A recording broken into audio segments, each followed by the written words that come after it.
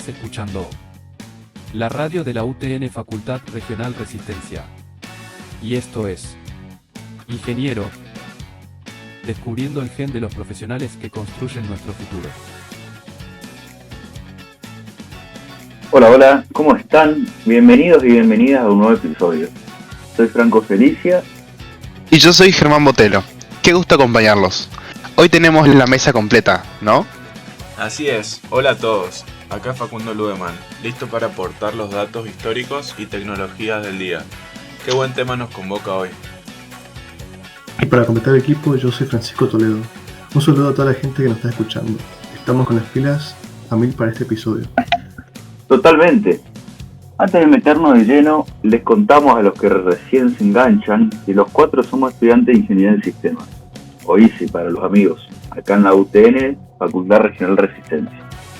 Tal cual, cruzando el charco para los que nos escuchan desde Corrientes y cerquita para todo el interior del Chaco. Sabemos muy bien lo que es estar en esa etapa de la secundaria a punto de egresar con 1000 dudas sobre qué estudiar. No, sí, ni me digas.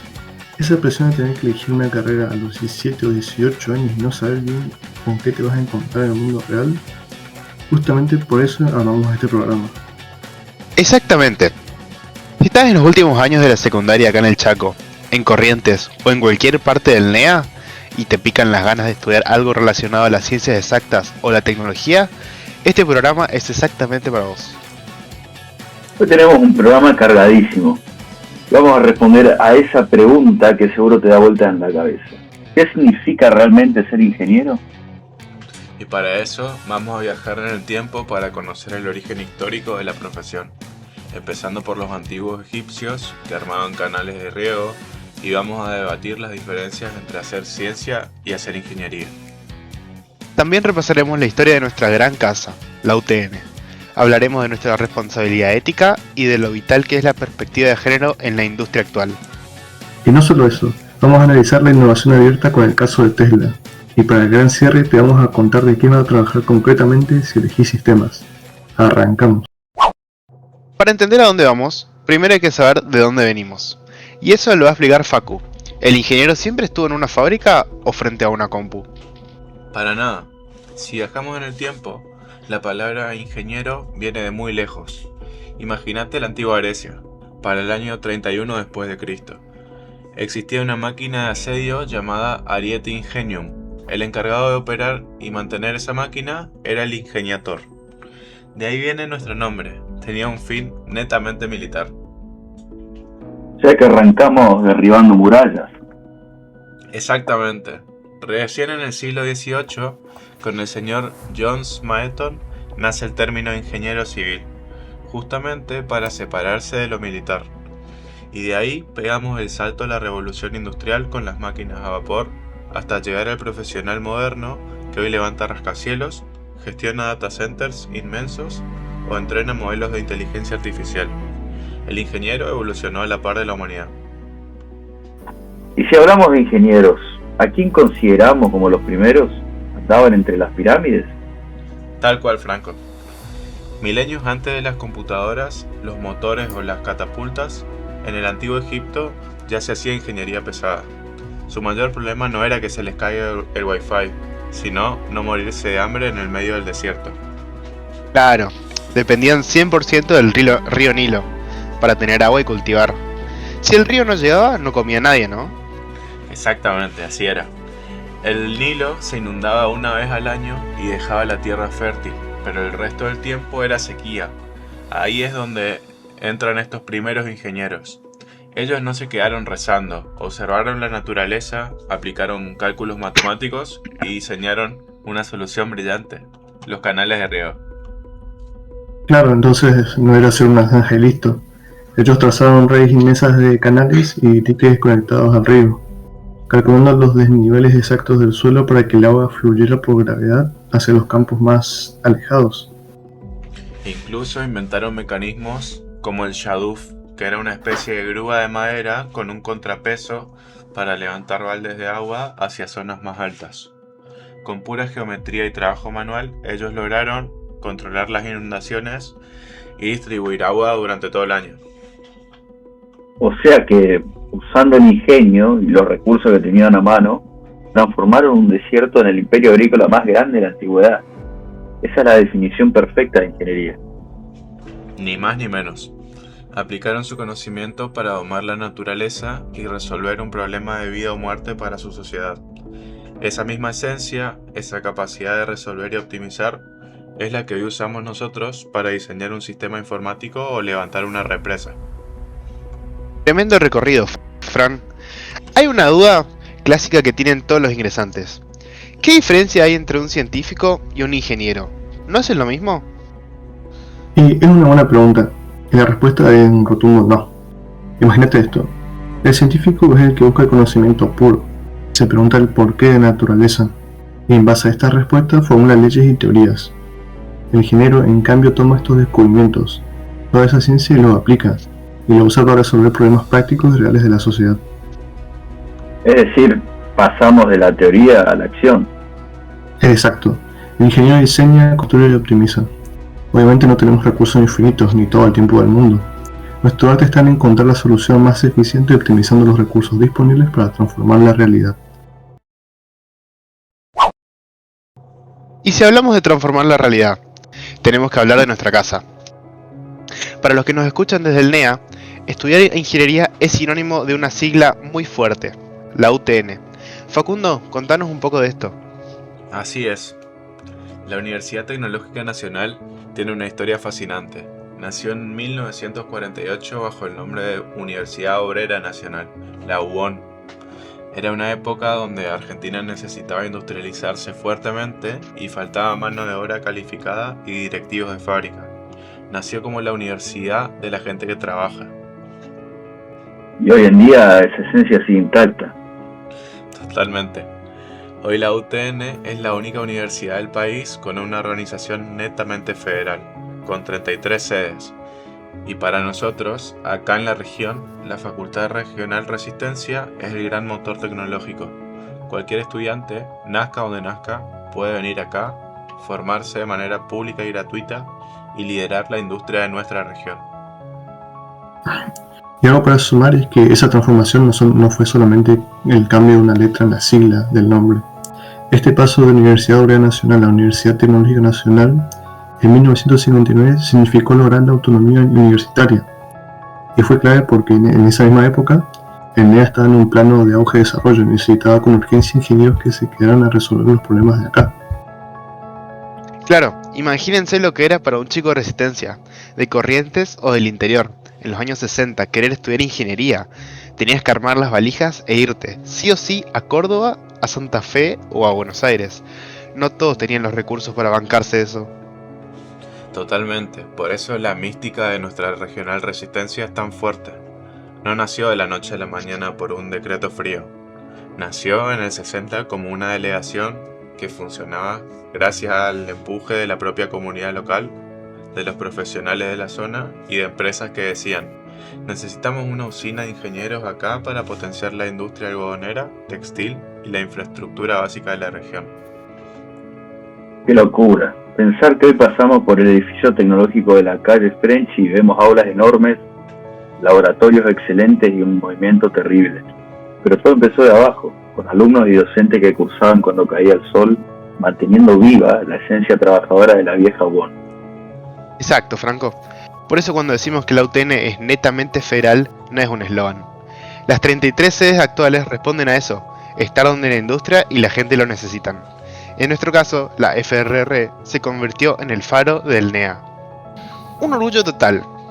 Vamos a hacer una pausa muy breve, pero no se vayan, que a la vuelta hablamos de ética, innovación y de qué vas a trabajar si elegís esta carrera. En la Universidad Tecnológica Nacional llevamos 73 años formando profesionales. 73 años creando la base sólida que nos permita un futuro próspero. Contamos con 33 sedes distribuidas por todo el país, para que el talento puro, nazca donde nazca, tenga las herramientas para dominar la industria. Creemos en la universidad pública y no arancelada, porque el futuro del país se construye con esfuerzo y disciplina.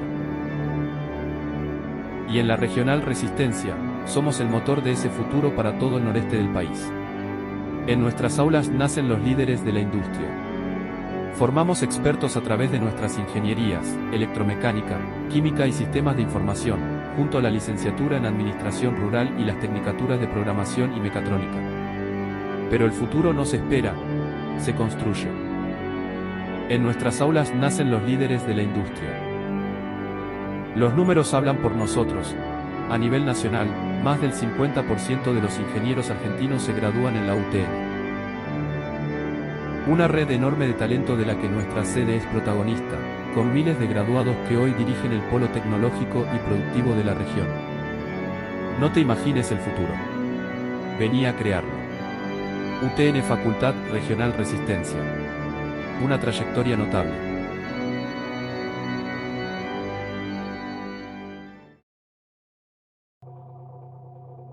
Estamos de vuelta en Ingeniero. Antes del corte hablamos de cómo el ingeniero transforma la realidad. Pero Francisco, te pregunto, ¿esa tecnología que creamos es neutral? ¿Es buena o mala por sí sola? Y ese es el gran mito que tenemos que arreglar hoy. La tecnología no es para nada neutral, ni es una actividad aislada de la sociedad. Cuando hablamos de tecnología hablamos de tres ejes: el instrumental, hablando de la maquinaria en sí; el organizativo, donde entra la economía y quién la financia; y el más importante, el eje cultural. ¿Eje cultural? ¿Qué tiene que ver la cultura con armar un motor o un software? Y tiene todo que ver. El eje cultural son los valores éticos, morales y las creencias de la sociedad que crea esa tecnología. Un invento siempre está afectado a la escala de los valores del hombre. Y la base de esto es la técnica. En la antigüedad, la técnica premoderna era todo manual. El artesano usaba la herramienta como una extensión de su propio cuerpo. Pero con la revolución industrial, esa destreza pasó a las máquinas. Claro, y hoy en día ya fuimos un paso más allá. Hoy vivimos en la era de la tecnociencia. Tecnociencia, esa palabra suena a película de ciencia ficción. ¿Qué es exactamente? La tecnociencia es la fusión total entre la ciencia pura, la tecnología avanzada y la inversión de grandes corporaciones. Ya no fabricamos solamente herramientas físicas, hablamos de inteligencia artificial como los modelos de GPT, edición genética, biotecnología médica y computación cuántica. Todo esto requiere una infraestructura de supercomputadoras e inversiones millonarias. Me imagino que con ese nivel de poder, los riesgos son gigantes. No, sí, gigantes, enormes. Por eso en la tecnociencia intervienen sistemas de valores súper complejos, económicos, políticos, militares y sobre todo ecológicos y morales. A diferencia de la revolución industrial, donde solo importaba maximizar ganancias destruyendo todo, hoy la tecnociencia tiene que orientarse a la sostenibilidad ambiental. Y ahí es donde la ingeniería y la ética se chocan de frente, ¿o no? Exactamente. Acá entra la ética profesional. Como la tecnología no es neutral, un ingeniero ético asume las consecuencias de sus actos y toma decisiones considerando siempre la responsabilidad social, guiada por normas internacionales como la ISO 26000, por ejemplo, donde tenés que evaluar el impacto ambiental, si estás protegiendo los derechos humanos y cómo ese proyecto afecta a la comunidad local. Y esa ética también tiene que ver con quiénes forman nuestros equipos de trabajo. Hace poco leímos una entrevista espectacular de la actora Aldana Falcón sobre la perspectiva de género. Importantísimo. Históricamente se pensaba que el trabajo duro de obra o la nacionalidad eran cosas de hombres, ¿no? Eso había generado segregación laboral y techo de cristal para las mujeres. Ahora, la ética de un ingeniero hoy también exige romper esos estereotipos, o sea, erradicar las actitudes machistas y todos los días en la oficina o en la planta y asegurar que construimos equipos verdaderamente inclusivos y equitativos. Vamos a ver ahora el fragmento de la entrevista realizada a la doctora Aldana Falcón.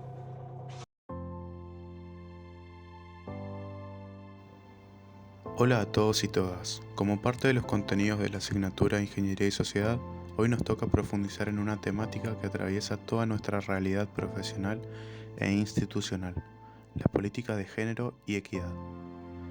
Para abordar los puntos centrales de esta unidad, decidí traer esta teoría a la práctica mediante un ejercicio de entrevista.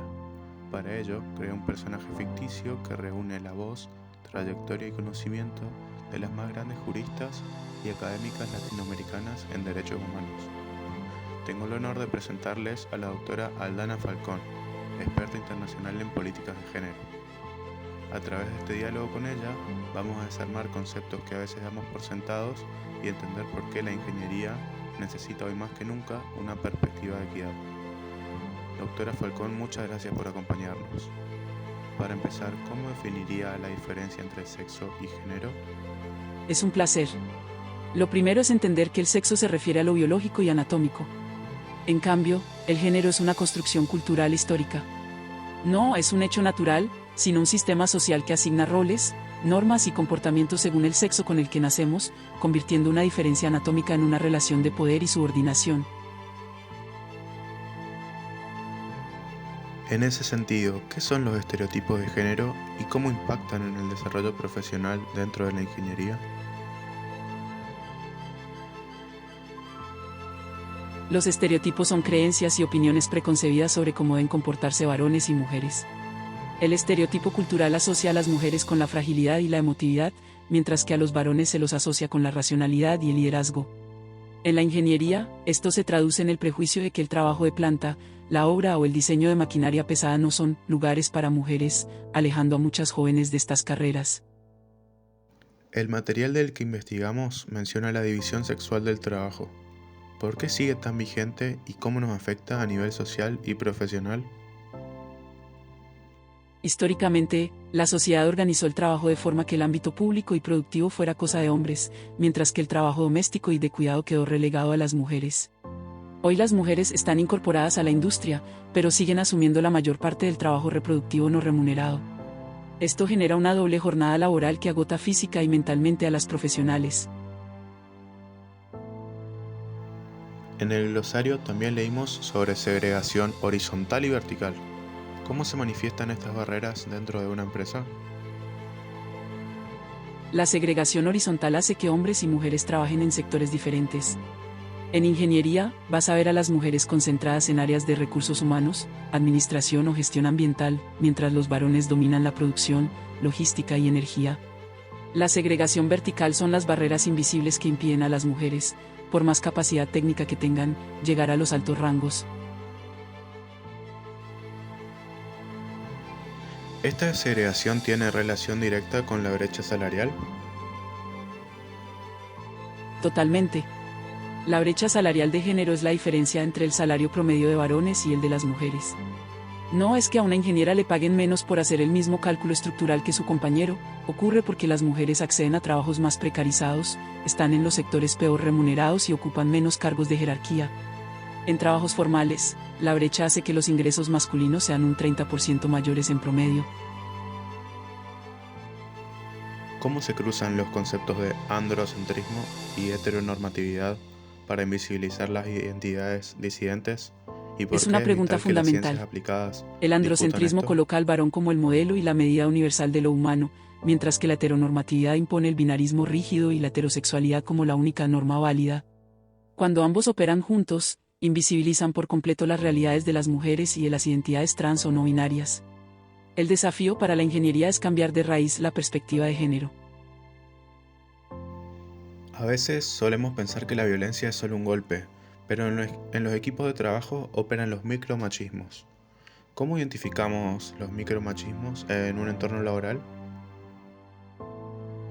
Son pequeños gestos y actitudes sexistas muy sutiles que perpetúan el machismo en lo cotidiano.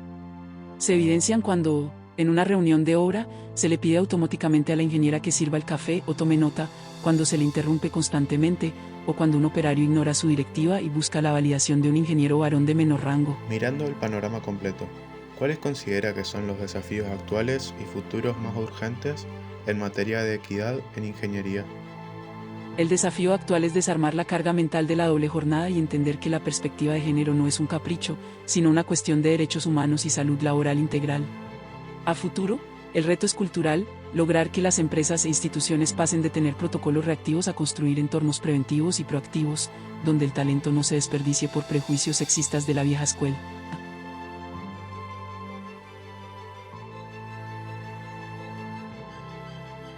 Para ir concluyendo la entrevista, ¿de qué manera considera que se podría integrar y promover eficazmente el uso de este glosario y conceptos dentro de una institución como la Universidad Tecnológica Nacional?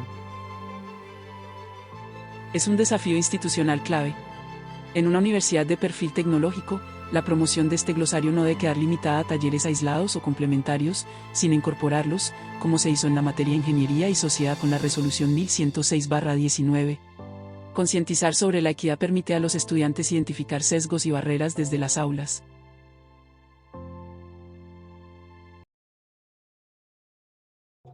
Y hablando de compartir y ser equitativos, Facundo, el mundo empresarial siempre fue súper celoso de sus secretos. ¿Eso está cambiando? Eso está cambiando. Está cambiando por completo gracias a lo que hoy llamamos ciencia abierta y la economía del conocimiento. Hoy el talento humano vale más que ocultar un plano bajo llave adentro de una bóveda. Economía del conocimiento. Eso suena a algo teórico que estudias en la facultad y no ves nunca más. Parece, pero es súper real. Significa que el mayor valor de un producto ya no está solo en los materiales físicos, sino en el intenso aporte de la mente humana. Hablamos de la industria del software, la nanotecnología y la biotecnología. Pero pará. Si vale millones, con más razón los empresarios lo esconderían bajo 7 llaves, para que no se los copien, ¿o no? Lógicamente uno pensaría eso, pero ahí es donde entra otro concepto gigante que está rompiendo esquemas, la ciencia abierta. La ciencia abierta es un movimiento mundial que busca que el conocimiento científico esté disponible y accesible para todos, de forma gratuita y sin barreras. No es solo publicar investigaciones, es compartir datos y usar programas informáticos de código abierto, el famoso open source. Claro. La idea es que el conocimiento no quede encerrado en un laboratorio, sino que un estudiante acá en el Chaco pueda acceder, usar ese código y sumar su propio aporte. Ojo con eso que decís, Germán, porque ahí tocamos un tema bastante sensible. ¿Qué pasa con los países en desarrollo como nuestro? ¿Es tan fácil innovar acá? Ese es un punto clave. En los países en desarrollo tenemos desafíos enormes para lograr innovaciones tecnológicas sostenibles. Por un lado, hay restricciones financieras muy severas y nuestra infraestructura básica muchas veces es débil. Los estados suelen priorizar otras urgencias sociales, más inmediatas antes que financiar tecnología verde. Y a eso sumale que toda la propiedad intelectual y las patentes están concentradas en los países del primer mundo. Exactamente. Eso nos obliga a importar soluciones carísimas. Y ni hablemos del mayor problema, la fuga de cerebros. Al no haber ecosistemas científicos bien financiados acá, muchos ingenieros y talentos súper calificados se terminan yendo al exterior. ¿Qué panorama es? Entonces la ciencia abierta viene a salvar un poco las papas, digamos. Totalmente. La ciencia abierta es fundamental porque ayuda a reducir estas brechas, superando la enorme desigualdad en el acceso al conocimiento que hay entre los países desarrollados y nosotros. Permite que trabajemos de manera colaborativa, mezclando recursos y compartiendo ideas. ¿Y hay algún ejemplo real de esto que nos contás? ¿Algún tipo así de colaboración en la industria mundial? Hay un ejemplo muy real, que este ejemplo es el de Tesla. En el año 2014, Elon Musk hizo una movida histórica aplicando innovación de adentro hacia afuera. Lideraron todas sus patentes sobre motores eléctricos y baterías de forma pública. ¿Escalaron su conocimiento a la competencia? Exacto, porque ellos entendieron que la urgencia climática y el desarrollo sostenible exige soluciones rápidas. Si ellos retenían el secreto, el mundo avanzaba lento. Pero al abrir ese conocimiento, ese secreto, generaron un ecosistema de innovación colaborativa gigantesco. Hoy el desarrollo tecnológico avanza mucho más rápido si nos nutrimos de aportes externos. Para Facundo. Eso que nos contás suena muy altruista, pero cuesta un poco creer que una mega empresa regale patentes solo por ser buena gente. ¿Dónde está el negocio ahí, desde el punto de vista del desarrollo sostenible? Es que ahí está el quiebre de la cabeza, Germán. El desarrollo sostenible no es caridad, es supervivencia sistémica.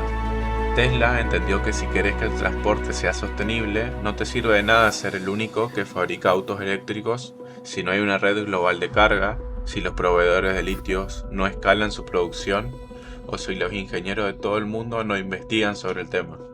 Necesitas crear el mercado completo. Y claro, es una visión a largo plazo. O sea que la sostenibilidad en la ingeniería actual ya no se mide solo por el impacto ambiental de tu propio producto, sino por cómo impulsar a toda la industria a ser más eficiente. Exactamente, Franco. El verdadero desarrollo sostenible equilibra 3 patas: la ambiental, la económica y la social. Al liberar el conocimiento, aceleras la transición energética, que esta sería el impacto ambiental. Luego generas nuevos puestos de trabajo y especializaciones en la ingeniería, que sería el impacto social. Y, por último, terminas creando un mercado gigantesco del cual seguís siendo referente, lo cual sería el impacto económico. Dejas de competir por una porción de la torta y te dedicas a agrandar la torta para todos. Tremendo. Qué locura, esto que nos contás cambia por completo el rol del ingeniero. Ya no es el tipo aislado que optimiza una máquina en una oficina cerrada, sino un actor social que tiene que pensar en el ciclo de vida completo de lo que diseña y en cómo interactúa eso con el planeta. Totalmente. Además, si el conocimiento se queda encerrado, el tiempo de respuesta frente a crisis como el cambio climático simplemente no te da los números. La ingeniería del futuro o es colaborativa y sostenible o no va a tener un futuro que construir.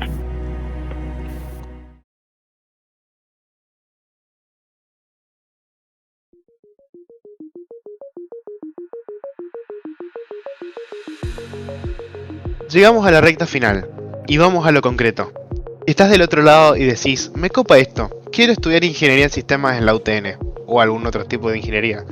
¿De qué vas a trabajar? Facu, Fran, tiremos ejemplos reales del campo laboral. Bueno, el abanico de trabajos es inmenso. Puedes arrancar por el rol de analista funcional o de analista de sistemas. Sos el puente entre el cliente que tiene un problema y los programadores que lo van a construir. Imagínate sentarte con los médicos y directores de un hospital para entender cómo atienden a los pacientes y transformar eso en los planos de un nuevo sistema de historias clínicas digitales. Traducir problemas del mundo real en requerimientos de software. Y si no, si te gusta que esa solución se vea increíble y sea fácil de usar, te vas al rol de diseñador UI UX. Acá diseñas la experiencia visual.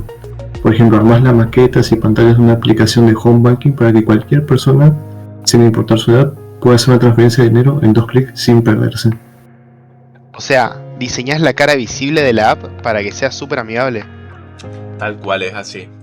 Pero después hay que construir los cimientos de verdad. Y ahí es donde entra el arquitecto de software o el desarrollador backend. Usando lenguajes súper potentes y muy demandados como Java, Python o C, armas el motor del sistema. Tu trabajo ahí es, por ejemplo, desarrollar el núcleo de una plataforma de comercio electrónico gigante para que un día de Cyber Monday soporte a millones de usuarios comprando al mismo tiempo, sin que colapse el servidor. Y ojo que no todo es desarrollo web. Si te apasiona ciberseguridad, puedes ser analista de seguridad informática. O sea, vas a ser el encargado de proteger a las empresas. Puedes trabajar haciendo hacking ético para encontrar las vulnerabilidades de un sistema antes de lo que haga un atacante. O implementar algoritmos de encriptación complejos para blindar bases de datos y evitar que se roben tarjetas de crédito. ¡Qué locura! ¿Y si sos más de los fierros y querés saber cómo funciona la computadora desde la raíz?